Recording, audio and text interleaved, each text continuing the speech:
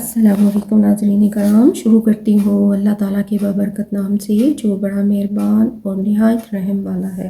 حضرت لوط علیہ السلام شہرستان میں رہتے تھے۔ وہاں کے لوگ بہت بد کردار اور بد فعل تھے۔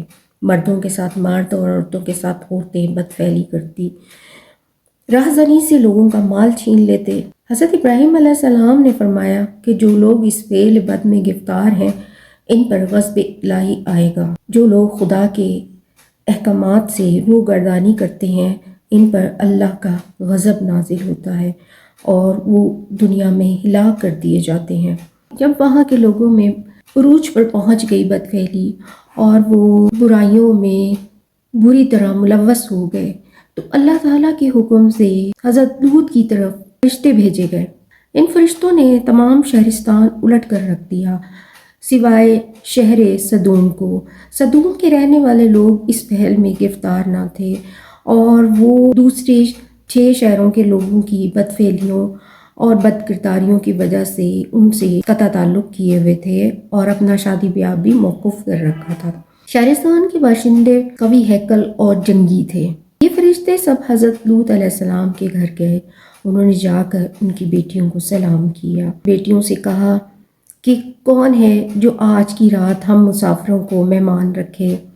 حضرت لوط علیہ السلام کی بیٹیوں نے کہا کہ ہمارے سوا کوئی بھی اس شہر میں نہیں ہے، صبر کیجئے، ہمارے والد عبادت سے فارغ ہو جائیں۔ حضرت لوط علیہ السلام نے خدا کی عبادت سے فراغت پائی تو دیکھا کہ 12 شخص انتہائی خوبصورت، کم سن، بال بنائے ہوئے اور معطر کپڑوں میں ان کے دروازے پر موجود ہیں۔ انہیں دیکھ کر وہ پریشان ہو گئے، کہنے لگے یہ تو صاحب جمال اور کمسن ہے۔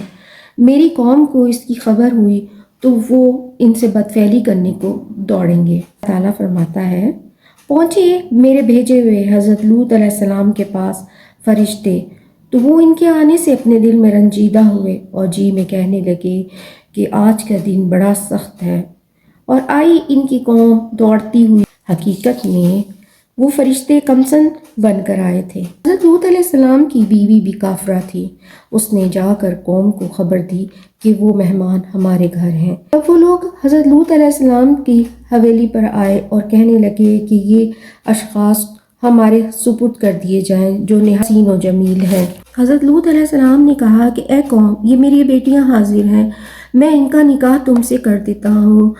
اس دور میں مومنہ کو کافر سے بیاہ دینا منع نہیں تھا، اس لیے انہوں نے اپنی بیٹیاں ان کو پیش کیں، مگر انہوں نے انکار کیا۔ انہوں نے کہا کہ ہمیں تمہارے مہمان درکار ہیں۔ اللہ تعالیٰ کی طرف سے فرشتوں کو حکم تھا کہ جب تک حضرت لوط علیہ السلام 3 بار اپنی قوم بدکار کی شکایت نہ لے کر آئیں اتنی ہی دیر تک وہ اپنا آپ ظاہر نہیں کریں گے۔ حضرت لوط علیہ السلام 3 دفعہ اپنی قوم کے پاس گئے اور انہیں ہر طرح سے منانے کی کوشش کی، مگر وہ ہر بار آپ دیدہ ہو کر آتے اور کہتے کہ یہ قوم میرا کہنا نہیں مان رہی۔ تو فرشتوں نے اپنا آپ ظاہر کیا اور کہا کہ ہم اللہ تعالیٰ کی طرف سے بھیجے گئے ہیں اور عذاب الہی لے کر آئے ہیں۔ اللہ تعالیٰ کا حکم سنایا کہ آپ یہاں سے چلے جائیں، صبح کے قریب یہ عذاب قوم پر نازل ہوگا۔ وہ قوم حضرت لوط علیہ السلام کا گھر کھودنا شروع ہو گئی، کسی طرح وہ مہمان ان کے سپرد کر دیے جائیں۔ کہتے ہیں کہ ان لوگوں نے چاہا کہ فرشتوں پر دست دراز کریں تو یہ کیفیت دیکھ کر حضرت جبرائیل علیہ السلام نے اپنا پار ان کے منہ پر مارا تو ان کے چہرے سپاٹ ہو گئے۔ وہ لوگ آہوازاری کرنے لگے اور کہنے لگے کہ اگر وہ ٹھیک ہو جائیں تو اپنے فعلوں سے توبہ کر لیں گے۔ حضرت جبرائیل علیہ السلام نے دوبارہ ان کے چہرے پر اپنا پر مارا تو وہ بالکل درست ہو گئے اور پھر وہی انہوں نے دست درازی شروع کر دی۔ اب کی دفعہ جو حضرت جبرائیل علیہ السلام نے اپنا پر ان پر مارا تو ان کا بدن خشک اور شل ہو گیا۔ ان کی آہوازاری سے اور توبہ سے پھر انہوں نے اپنا پر مارا تو وہ پھر ٹھیک ہو گئے، اور حضرت لوط علیہ السلام کے گھر سے نکل کر انہوں نے شہر کے دروازے بند کر دیے۔ حضرت جبرائیل علیہ السلام نے حضرت لوط علیہ السلام کو ان کے اہل و عیال سمیت حضرت ابراہیم خلیل اللہ کے گھر پہنچا دیا۔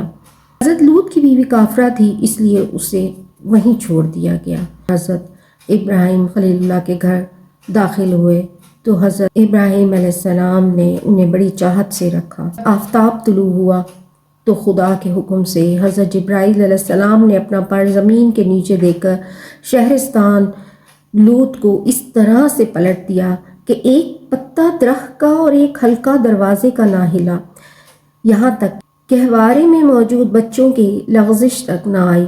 آواز جب ان فرشتوں کی حضرت لوط علیہ السلام تک پہنچی تو حضرت ابراہیم علیہ السلام اس کی ہیبت سے بے ہوش ہو گئے۔ اسی وقت حضرت جبرائیل علیہ السلام نے آ کر حضرت ابراہیم علیہ السلام کو تسلی دی اور اپنی گود میں لے لیا۔ اللہ تعالیٰ فرماتے ہیں، جب پہنچا حکم ہمارا، کر ڈالی وہ بستی نیچے اوپر اور برسائی ہم نے ان پر کنکریاں پتھر کی تہبتیں۔